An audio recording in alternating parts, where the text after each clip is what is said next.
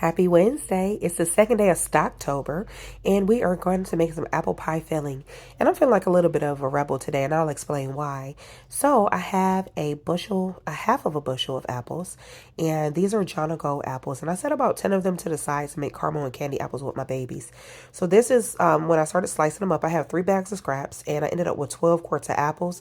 This is water and lemon juice that I'm soaking them in so that they do not turn brown. I use 3 cups of water in my stock pot.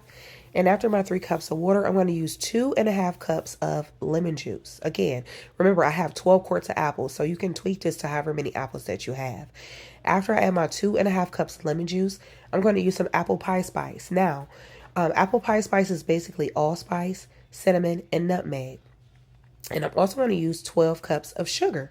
You do not have to use 12 cups of sugar. You can cut that in half and use 6 cups, maybe use 9 cups, whatever works better for you. But once you do that, you want to get everything all mixed in and incorporated and let it start to simmer a little bit. And once it's done that, I added the 3 tablespoons of my apple pie spice. So maybe 2 would work for you. Just again, it's to taste, whatever you like. So I'm going to get my apples loaded up in here, and I'm going to let them come to a simmer for about maybe like 7 to 10 minutes. After the 7 to 10 minutes, this is where the rebel part comes in. I'm going to use a cornstarch slurry.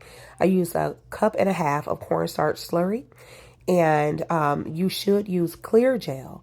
But I'm okay with using cornstarch because I know that it works and it's a good thickener. Let that simmer for an additional 2 to 3 minutes after you add that cornstarch slurry. Load up your jars and clean off your rims, and you want to debubble your jars really well.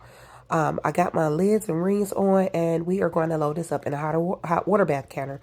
So I had 5 quarts, and I ended up using 1 to make the apple crisp that you just saw. Once this gets to a rolling boil, we're going to set us a timer for 25 minutes. Once that 25 minutes is up, let it sit for 5, and now you have shelf-stable apple pie filling. Happy canning.